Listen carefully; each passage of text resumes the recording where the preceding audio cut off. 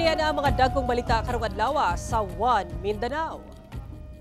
Duha ka estudyante samdan human nabanggaan sa usa ka police car ang laing 5 kasakyanan sa Polomolok South, Cotabato.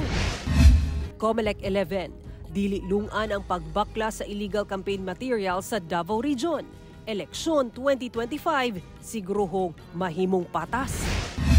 Video sa usa ka congressman sa Davao del Norte atol sa usa ka public event nga daw namuyboy kung di siya ang botaran, miani og negatibong reaksyon. Pagsangat og kaso, gitun-an sa iyang kontra. Usa ka adlaw una ang Valentine's Day na matikdan ang pagsaka og sobra doble sa presyo sa bulak sa Cagayan de Oro City ug Davao City. Ito ang GMA Regional TV One Mindanao. Ngayong hapon Mindanao, ako si Sara Hilomen Velasco.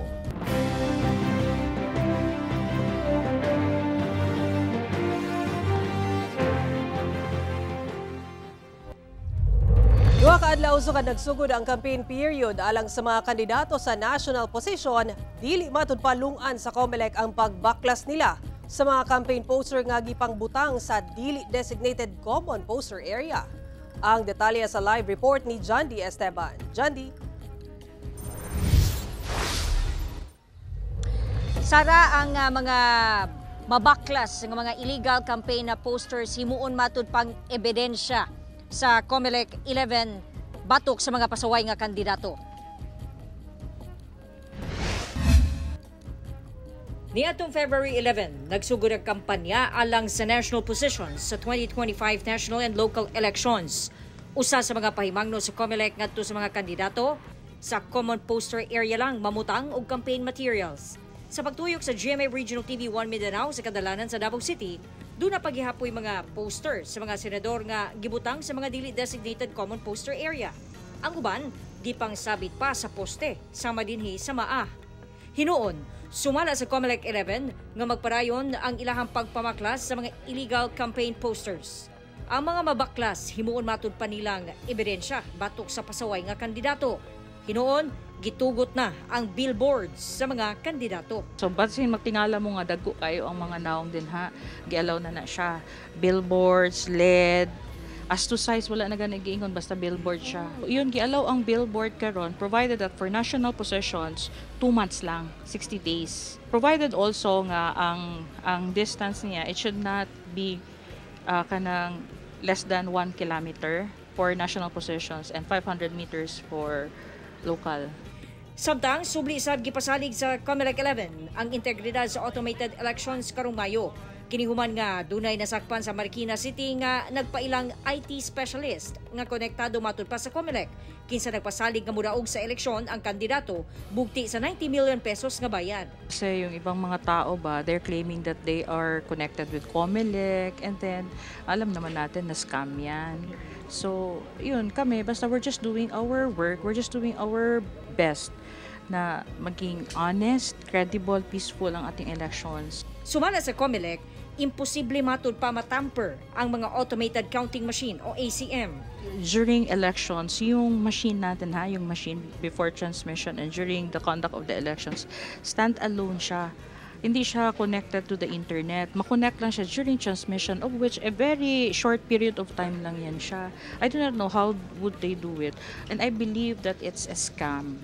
Samtang subling gipahinumdom sa Comelec nga mamahimong mangunay og tanggal sa mga campaign materials nga gibutang sa pribadong luna ang mga tagbalay kung walay paranghid. Ilabi na kung makahatod kini og kasamok ug kahugaw sa panimalay. Una nang gipasabot sa Comelec nga mamahimong makabutang og campaign material sa mga pribadong istruktura apan kinahanglan adunay pagtugot sa tag-iya.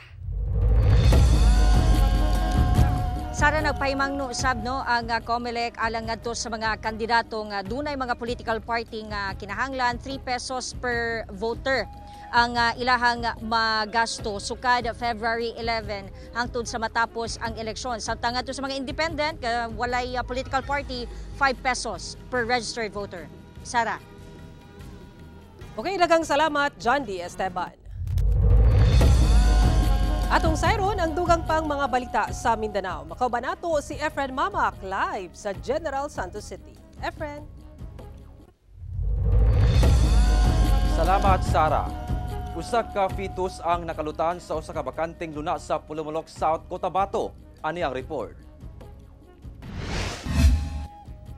Gibana-bana ang ana sa 7 ngadto sa 8 ka bulan na ang porma sa usa ka fetus nga lalaki nga nakalutan sa usa ka bakanteng luna sa barangay Cannery Site, Pulumulok South, Cotabato niadtong Lunes sa udto. Nakalutan matud pa kini sa usa ka residente human nga dunay nakit-an nga kandila sa usa ka bahin sa luna.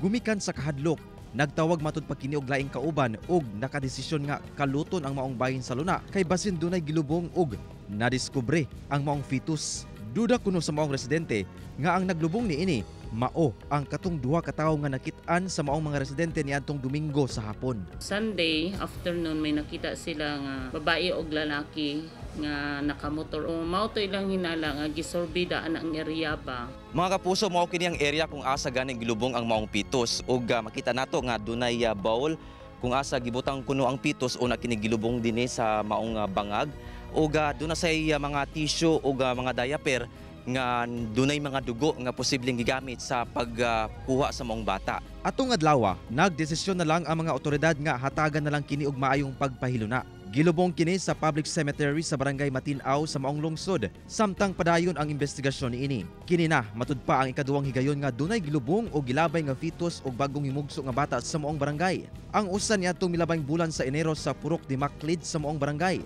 Sumala sa kapulisan, posible matud pa nga gumikan kini sa unwanted pregnancy sa kabatan-unan. Pusa mas paugtan pa sa mga otoridad ang kampanya batok niini, ilabi na sa mga tunghaan. Pati yung sa school nga, we're planning to convene with the school principal, school head. Kay ang isa sa mga iniisip ko parang baka mga bata ba, mga minors ba na mga unwanted pregnancy. Kauban si Gary Balantay ug Bong Vicencio, Efren Mamak, 1 Mindanao.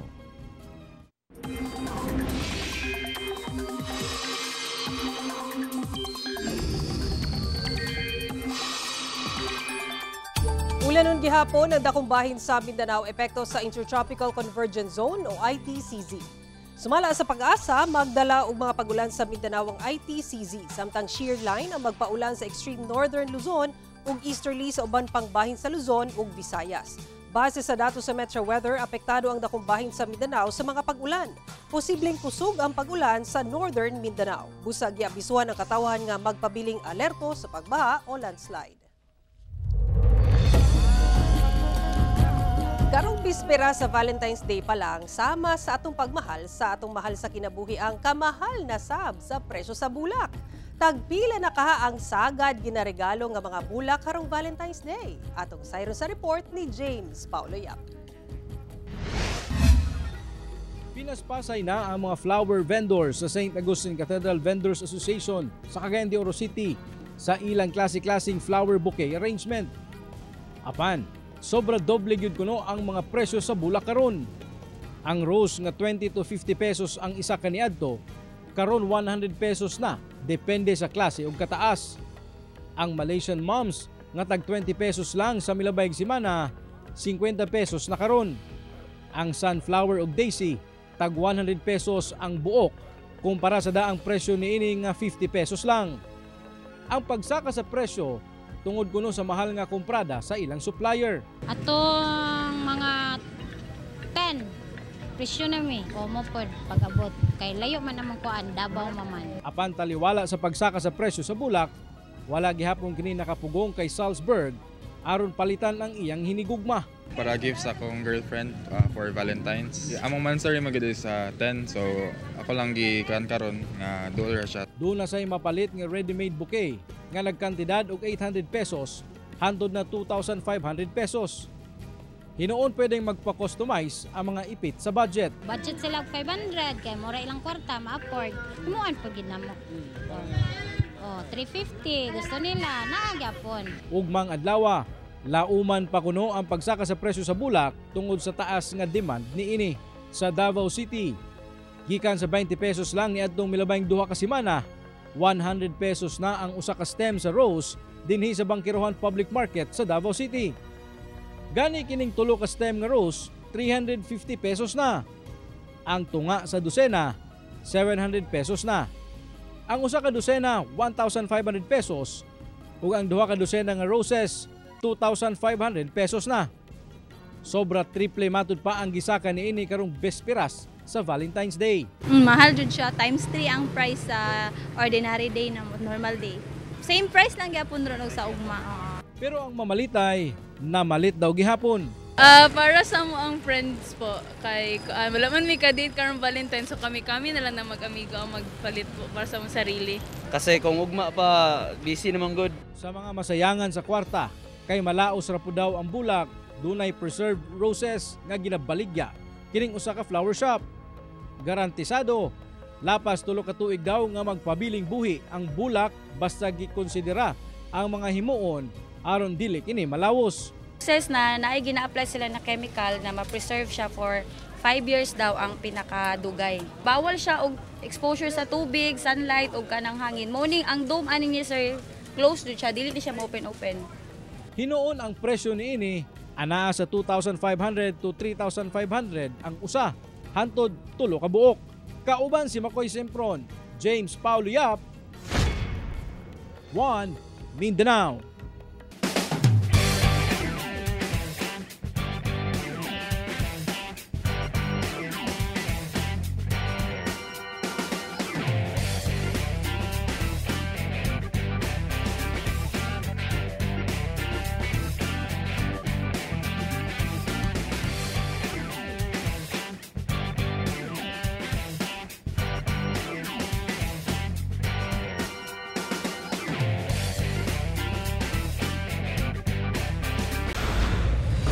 Ito ang GMA Regional TV 1 Mindanao.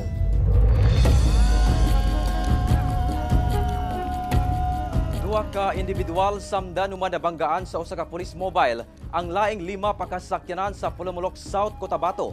Ani ang report.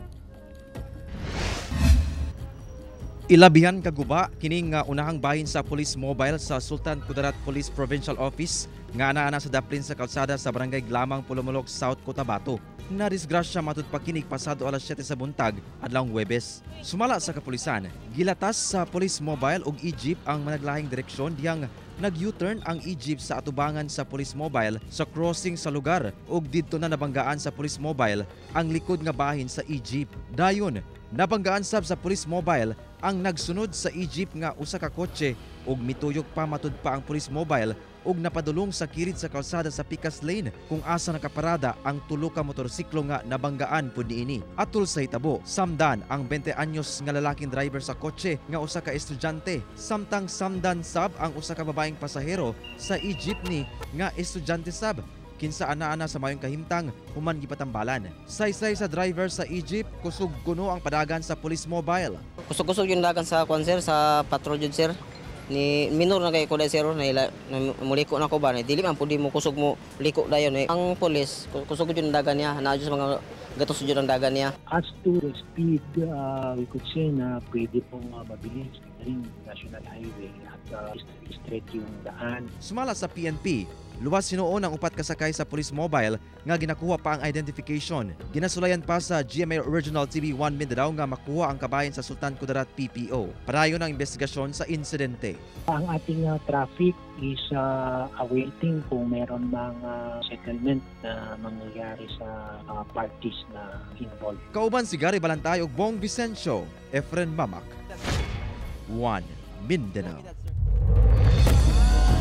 Usa ka taas nga leader sa Rebelde New People's Army nga si Mirna Solarte o mas nailhan nga si Maria Malaya ang patay human sa sagunson nga operasyon sa militar sa Bukirong Bahin sa Butuan City sa Agusan del Norte. Anay report ni Cyril Chavez. Patay na si Mirna Solarte o mas nailang Maria Malaya. Kini ang gikumpirma sa 4th Infantry Division Philippine Army human ang sagunsong engkwentro tali kasundaluhan og NPA sa Bukirong Bahin sa Butuan City. Napatay si Solarte sa operasyon sa 30th Infantry Battalion, ilawom sa 901st Infantry Brigade, adlawng Miyerkules, pasado 1:20 sa hapon sa Sitio Imelda, Barangay Pianing, Butuan City, Agusan del Norte. Among engkwentro, ang ikatulong hugna sa sunod-sunod nga bakbakan sa lugar. Sukad pa alas 6 sa buntag sa maong adlaw, na-recover sa AFP ang nagkadaiyang gamit nga gituhuang gipanag-iyahan sa rebelding grupo. Noon na NPA commander ito si Maria Malaya at kilala siya, no, ng most of our troops ay we are aided by the former rebels, no, who identify and confirm that the female cadaver who was lone fatality during the encounter is Maria Malaya, no. Dugang sa militar ang pagkamatay ni Solarte o sa kadakong tabang sa ilang pakigbisog batok insurhensiya sa Northern Mindanao ug Caraga Region. Naila si Solarte isip dakong leader ug secretary sa Communist Terrorist Group Northeastern Mindanao Regional Committee kung CTG-NEMRC. Miyembro sab siya sa Political Bureau of the Communist Party of the Philippines. Asawa siya sa laing dakong leader sa rebelding grupo nga si George Kauris Madlos nga napatay sa enkwentro ni atong tuig 2021 sa Bukidnon.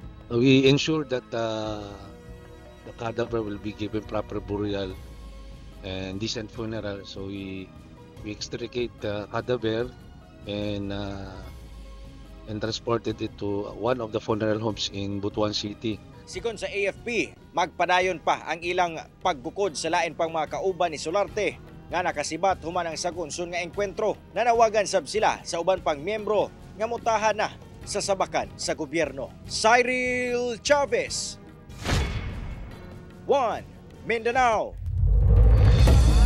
Miani og negatibong reaksyon ang video ni Davao del Norte 2nd District Representative Alan Duhali nga matud pa namuiboy aron masiguro ang kadaugan sa eleksyon. Ang iyang kaatbang pagkagobernador nga sa eleksyon nga si incumbent Governor Edwin Hubahib ginatunan ang pagpasaka og reklamo batok kaniya. Ani ang report ni John D. Esteban. Pag di mo moboto sa 2025, maningil siya.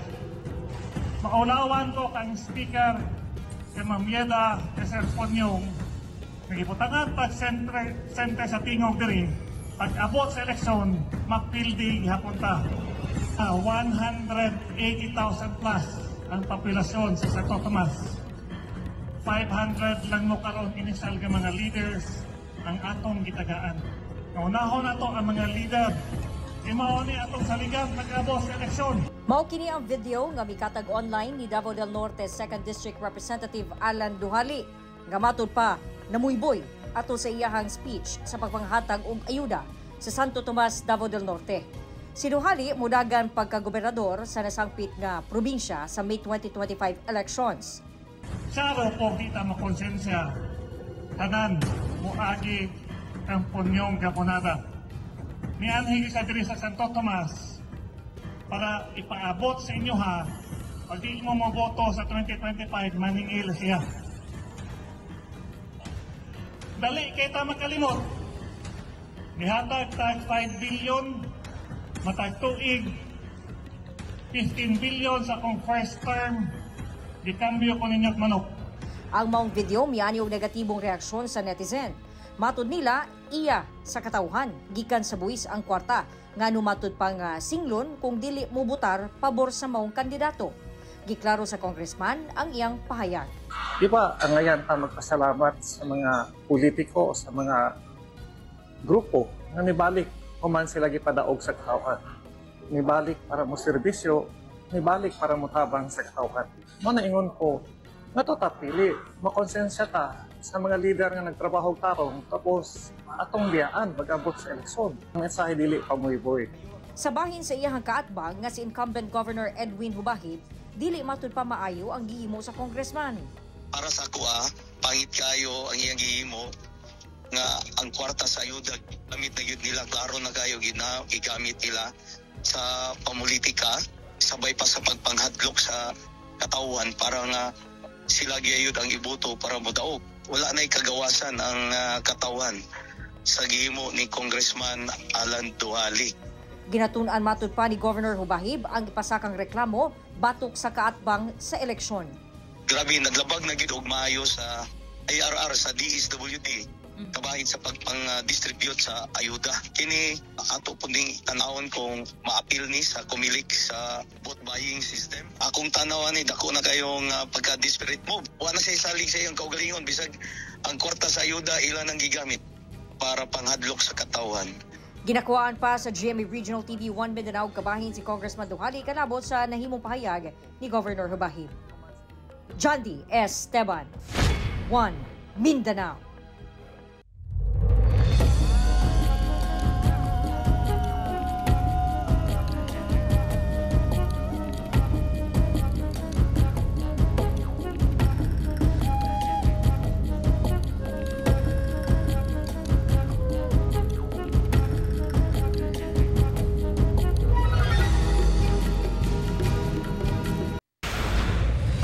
Ito ang GMA Regional TV 1 Mindanao. PhilHealth 10 gianunsyo ang pagdoble sa mga benepisyong medikal nga ginatanyag niini taliwala sa pag-zero budget alang sa subsidy sa buhatan sa General Appropriations Act 2025. Ang detalye sa report ni James Paulo Yap.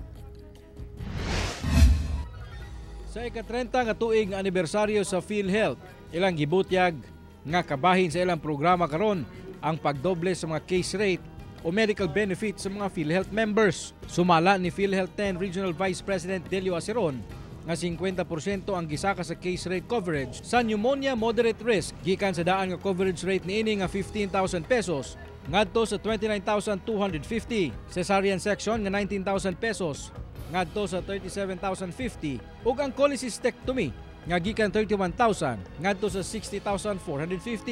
And this year, January 1, another 50% increase sa case rates.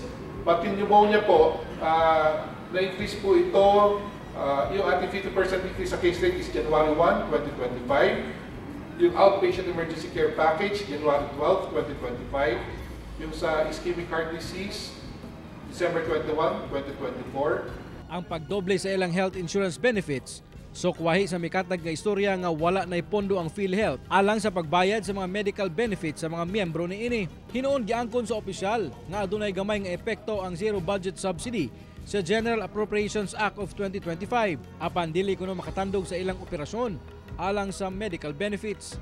Ayaw naman po natin dumating ng pagkakataon na kung kailan tayo na po ay mga kailangan, saka po walang pondo. So makikita po natin, like to assure the public na intact pa rin po yan. Gani ang merchandiser nga si Jomar Ato nga miyembro sa PhilHealth. Dako ang pasalamat sa bagong programa sa PhilHealth. Sige, may kukuhan sa provincial Northern Mindanao. Way bayad, mag-laboratory ko diha basta di lang ka magkuhan, wag kayo mabayad. Ako kaya tabang PhilHealth eh. Supak sab kuno siya sa panawagan sa uban nga i-abolish ang PhilHealth. Kauban si Makoy Sempron, James Paulo Yap, 1 Mindanao. Giawhag sa Department of Social Welfare and Development ang mga aktibong miyembro sa 4Ps nga buntis o dunay anak nga 0 to 2 years old nga i-update ang ilang mga impormasyon aron makadawat og conditional cash grant. Ani report ni John D. Esteban. Adlaw Miyerkules nagpahigayon og orientation alang sa pilot implementation sa irehistro ang F1KD sa 4Ps sa DSWD sa Barangay Matina Crossing sa Davao City. Ang irehistro ang F1KD sa 4Ps usa ka digital platform alang sa mga benepisyaryo sa 4Ps nga 18 years old pataas nga buntis o adunay 0 to 2 years old nga anak. Aron sila na mismo og mas paspas ma-update ilahang impormasyon sa Pantawid Pamilya Information System o PPIS. Diha manggod ibase sa DSWD kung kinsa tung mahatagan sa first 1,000 days o F1KD Conditional Cash Grant. Ang 350 pesos nga cash grant madawat sa beneficiary matag bulan.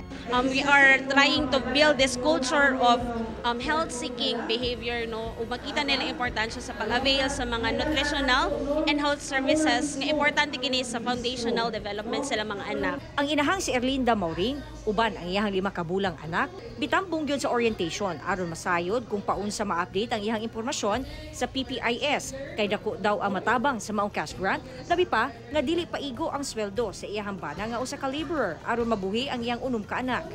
At least man lang makadugang dili gid siya maoy among gikuan, at least makadugang siya sa among panginahanglan labi na sa akong baby kay kuan, padulong naman siya mukaon. Susama-sab ang tubag sa inahang si Erica kinsa dunay kambal nga anak. Especially right now, daghan pa jud mga mama ang dili gani maka-work kay tungod gagmay pa ang mga babies, and also maka-help po siya sa moto tung ingon nila kaganina na para po siya sa mga bata. Mamahimo lamang nga mag-register sa web portal nga irehistro-4peace.dswd.gov.ph. Sa pagrehistro kinahanglan ng national o e-fil ID ug uban pang dokumento. Kauban si Bebot Cajes sa kamera, Jandy Esteban. 1 Mindanao. Magisadya ang pipila ka Kapuso Stars sa 21st Timpuyog Festival sa Kiamba, Sarangani, ugma, February 14. Celebrate Valentine's Day in style sa pakigduyog sa inyong paboritong Kapuso Stars sa 21st Timpuyog Festival sa Kiamba, Sarangani. Let's party with Sparkle artists Andrea Torres and E.A. Guzman. Kauban si All Out Sundays diva Marian Osabel. Busakita Kits mga Kapuso sa Municipal Kiosks sa Kiamba, Sarangani, ugma, February 14 sa alas 8 sa gabi. Mo kato, muling balita sa Mindanao karong adlaw. Mamahimo ninyo kini makita pag-usab pinaagi sa pagbisita sa official website sa GMA Regional TV o bisita ang among official YouTube channel ug i-click ang subscribe button para sa pinakaulahing balita. Daghang salamat sa atong mga kapuso sa Mindanao nga nagalantaw kanamog sa atong mga kapuso abroad. Padayon lang sa pagtutok sa mga lokal nga balita matag adlaw tungod sa GMA Regional TV, Local News Matters. Kami ang GMA Regional TV 1 Mindanao, tibok pwersa para sa mas dakong misyon ug mas halapad nga pagserbisyo sa nasod.